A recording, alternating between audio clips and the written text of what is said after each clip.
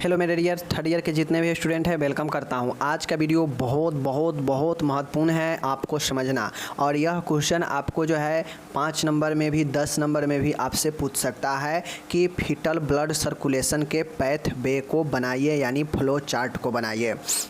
My dear, अगर आपसे पूछ देगा 5 नंबर में तो बहुत लोग गलत करके आते हैं। क्यों गलत करते हैं? क्योंकि वह रटे हुए रहते हैं। रटे हुए का मतलब है कि वह जैसे जैसे यहाँ पे डायग्राम में दर्शाया गया है वैसे वैसे रट कर चले जाते हैं। अब होता यह है कि जब वो एग्ज़ाम में जाते हैं तो वह इसमें से किसी एक को मिस कर जाएंगे तो गलत हो जाएगा वह चार्ट। तो ब्लड सर्कुलेशन कैसे जो है बच्चे में होता है, किन किन स्टेप के बाद कौन सा होता है, इसको जो है हम लोग क्या करेंगे आज समझेंगे। समझ गए चीज़ों को? चलिए समझते हैं पैथवे को, फीटल ब्लड सर्कुलेशन को, यानी गर्भ में पल रहे बच्चे में कैसे जो है ब्लड उसके शरीर में सर्कुलेट होता है, कैसे उसका परिसंचरण काम करता है। आज के इस वीडियो के बाद आप लोग समझ जाइएगा। और यह प्रश्न बहुत इंपॉर्टेंट है, सेकेंड ईयर में भी पूछा जाता है चाइल्ड हेल्थ में, और थर्ड ईयर के मिडवाइफरी और गायनिकोलॉजी में यह प्रश्न पूछता है। ठीक है, चलिए समझते हैं।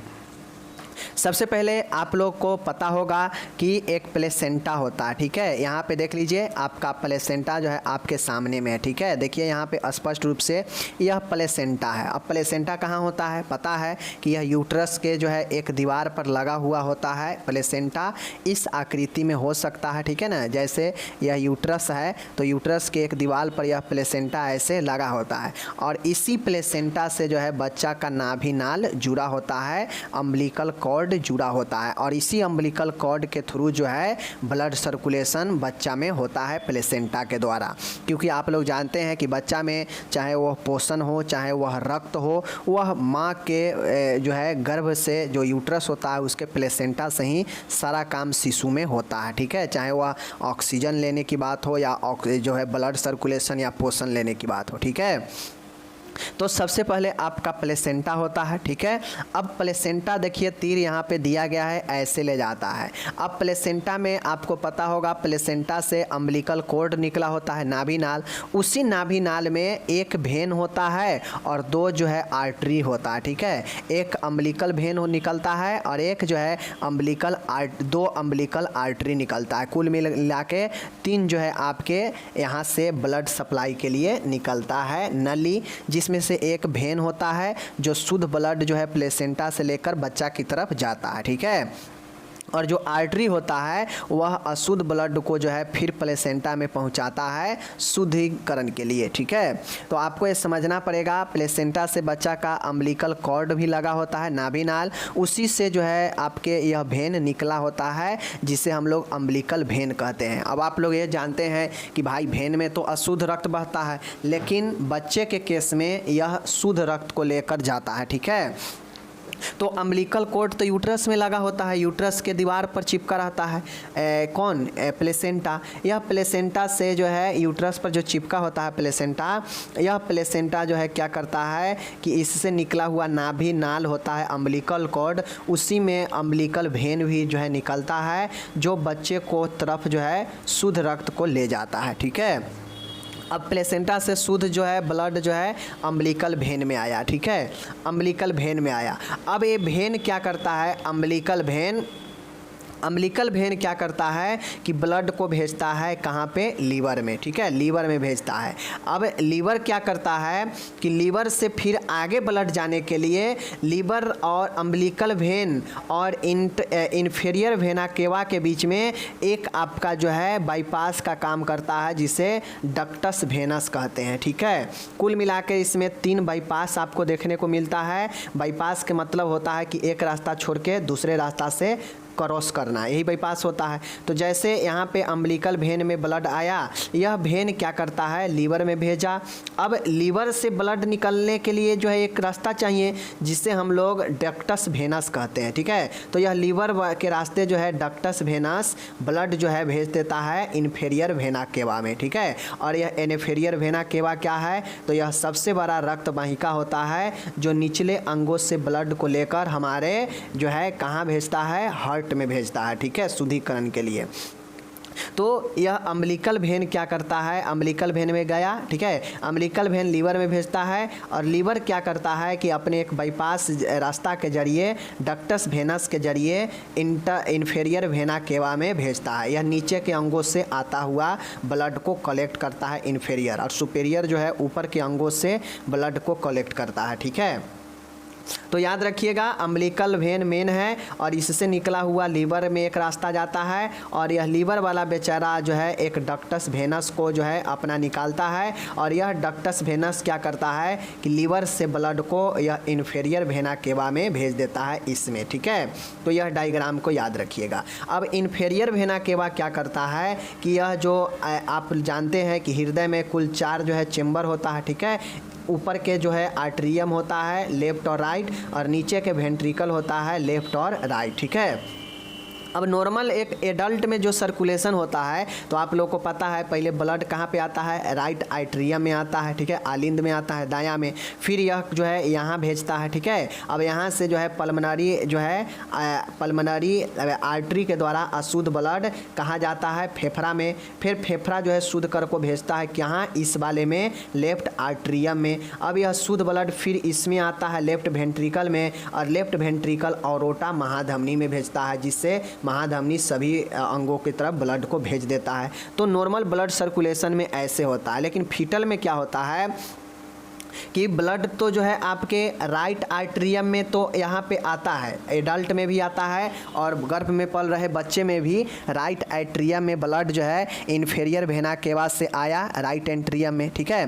अब राइट एंट्रियम में क्या होता है कि ये राइट एंट्रियम और लेफ्ट एंट्रियम के बीच में आपका एक क्या होता है, फोरामेन ओवली होता है, जो हृदय में एक छिद्र के समान रहता है, जो दाहिने आलिंद और बायां आलिंद के बीच में होता है, ठीक है। राइट एट्रियम और लेफ्ट एट्रियम के बीच में एक फोरामेन ओवली होता है, जिसके जरिए इन्फेरियर वेना केवा से आर्ट्रियम में आता है और यहाँ से कुछ ब्लड जो है फोरामेन ओवली के जरिए लेफ्ट आर्ट्रियम में चला जाता है, फिर लेफ्ट आर्ट्रियम से फिर लेफ्ट वेंट्रिकल में जाता है। और आप लोग जानते हैं लेफ्ट वेंट्रिकल ऑरोटा में ब्लड को पंप कर देता है और ऑरोटा से ब्लड जो है संपूर्ण शरीर को मिल जाता है, ठीक है ना।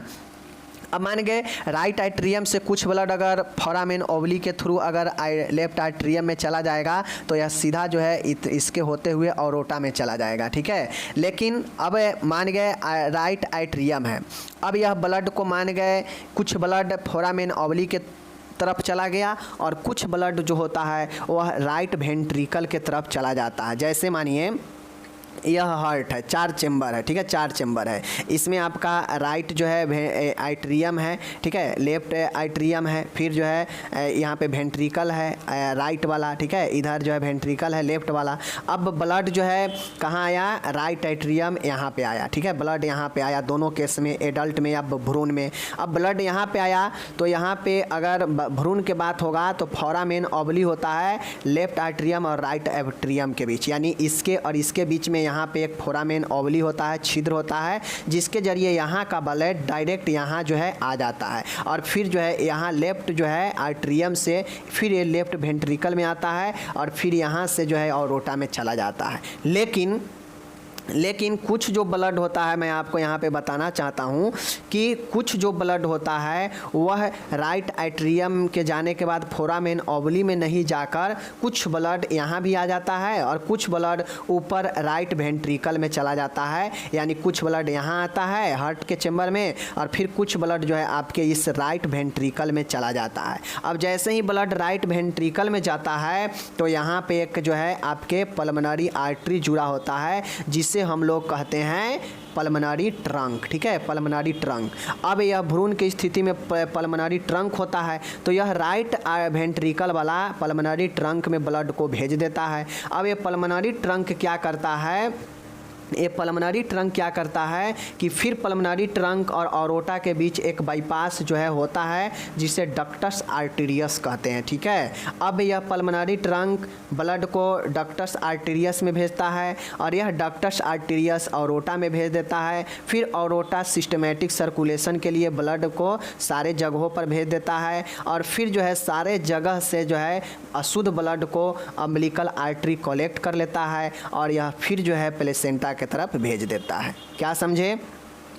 अब रही बात ये लंग्स में ब्लड आने का, तो माय डियर, चूँकि जो शिशु होता है, गर्भस्थ शिशु जो होता है, उसमें लंग्स जो है काम नहीं करता है, लंग्स इनएक्टिव होता है, चूँकि इसमें फ्लूइड भरा होता है, चूँकि बच्चा जो है फ्लूइड के बीच में होता है, एमनियोटिक फ्लूइड के बीच में होता है गर्भ में, तो उसमें लंग्स काम नहीं करता है। इसलिए जो है राइट वेंट्रिकल वाला ब्लड जो है इस लंग्स में नहीं आता है, डायरेक्ट पल्मोनरी ट्रंक के जरिए बाईपास के आता है डक्टस आर्टेरियस में, और यहाँ पे ऑरोटा में आता है। फिर सिस्टमैटिक सर्कुलेशन होने लगता है संपूर्ण शरीर में, और फिर संपूर्ण शरीर से अशुद्ध ब्लड को कलेक्ट करता है अम्बिलिकल आर्टरीज, और यह आर्टरीज फिर प्लेसेंटा में भेज देता है शुद्ध ब्लड शुद्धिकरण के लिए। और फिर यहाँ पे शुद्ध ब्लड जो है अम्बिलिकल वेन के जरिए लीवर में, फिर लीवर से एक नली निकला होता है जिसे डक्टस वेनस कहते हैं, और यह डक्टस वेनस बाईपास का काम करता है। यह लीवर से ब्लड को लेकर इन्फीरियर वेना केवा में भेजता है, और यह इन्फीरियर वेना केवा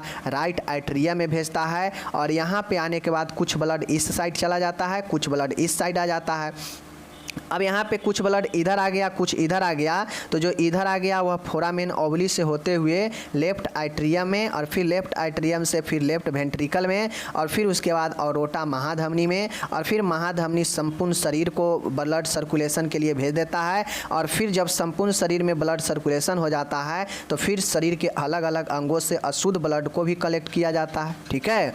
लेकिन अगर मान गए इधर ब्लड आया तो उसको तो समझा दिए, अगर यही ब्लड ऊपर गया, राइट वेंट्रिकल में कुछ ब्लड चला गया, तो यह वेंट्रिकल वाला पल्मोनरी ट्रंक में भेजता है, और पल्मोनरी ट्रंक जो है लंग्स के तरफ नहीं भेजता है शिशु में, क्योंकि इस समय लंग्स जो है इनएक्टिव होता है, और इसमें नहीं भेजकर यह पल्मोनरी ट्रंक डायरेक्ट डक्टस आर्टेरियस में भेजता है, और यह डक्टस आर्टेरियस सीधा ऑरोटा में, फिर ऑरोटा संपूर्ण शरीर में, और फिर संपूर्ण शरीर से अशुद्ध ब्लड जो है अम्बिलिकल आर्टरी लेता है, और यह जो है प्लेसेंटा के तरफ भेज देता है। तो चीज़ों को समझ गए, ठीक है। देखिए, प्लेसेंटा से शुद्ध ब्लड उठाएगा अम्बिलिकल वेन लीवर में भेजेगा, लीवर में ब्लड जो है आपके लीवर से ब्लड जाने के लिए आपको एक बाईपास बनाया गया है जिसे डक्टस वेनस लेता है लीवर से, और यह भेज देता है किसको, इन्फीरियर वेना केवा को। अब इन्फीरियर वेना केवा तक ब्लड आ गया तो यह राइट आर्टेरियम में भेजता है,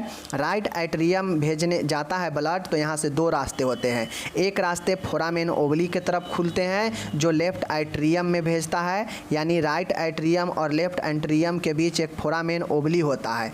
अगर ब्लड राइट आर्टेरियम से कुछ ब्लड इधर की तरफ मुड़ गया तो वह फोरामेन ओवली से होते हुए लेफ्ट आर्टेरियम में जाएगा, और जब लेफ्ट आर्टेरियम में चला जाता है ब्लड तो आप लोग को पता है कि वह लेफ्ट वेंट्रिकल में चला जाता है, फिर उसके बाद ऑरोटा से होते हुए संपूर्ण शरीर में, और फिर संपूर्ण शरीर से जो गंदा ब्लड है डीऑक्सीजनेट है वह अम्बिलिकल आर्टरी कलेक्ट करता है और वह प्लेसेंटा को भेज देता है, ठीक है। रही बात राइट आर्टेरियम से अगर कुछ ब्लड राइट वेंट्रिकल के तरफ, यानी जैसे यह चेम्बर है, यहाँ पे राइट आर्टेरियम है, लेफ्ट आर्टेरियम है, ठीक है, नीचे राइट वेंट्रिकल है, राइट जो लेफ्ट जो है वेंट्रिकल है, अगर कुछ ब्लड यहाँ जाने के बजाय यहाँ नीचे आ जाएगा तो यह नीचे पल्मोनरी ट्रंक जुड़ा है, यह भेजेगा आपके पल्मोनरी ट्रंक जो है एक बाईपास में भेजता है डक्टस आर्टेरियस में, और यह फिर ऑरोटा में भेजता है, ठीक है। तो यही राइट वेंट्रिकल से जुड़ा हुआ पल्मोनरी ट्रंक है। पल्मोनरी ट्रंक ब्लड को फेफड़ा के तरफ शिशु में नहीं भेजता है क्योंकि उस समय लंग्स इनएक्टिव होता है, ठीक है, लेकिन आपको डायग्राम में यह बनाना पड़ेगा, ठीक है। और उसके बाद यह पल्मोनरी ट्रंक बाईपास में डक्टस आर्टेरियस से जुड़ा रहता है जो भेजता है ब्लड को पल्मोनरी ट्रंक, और उसके बाद यहाँ से फिर ऑरोटा में और फिर शरीर में अलग अलग भागों में जाता है, और फिर जब अलग अलग भागों से अशुद्ध होता है तो वहाँ पे अम्बिलिकल आर्टरी कलेक्ट करता है और फिर वह भेज देता है प्लेसेंटा में। और यही आपका जो है एक गर्भ में शिशु का ब्लड सर्कुलेशन का यही चार्ट है, इसी चार्ट के जरिए आप इसको समझ सकते हैं। चीज़ों को समझ गए, हम मिलेंगे आपसे अगले वीडियो में, तब तक के लिए धन्यवाद।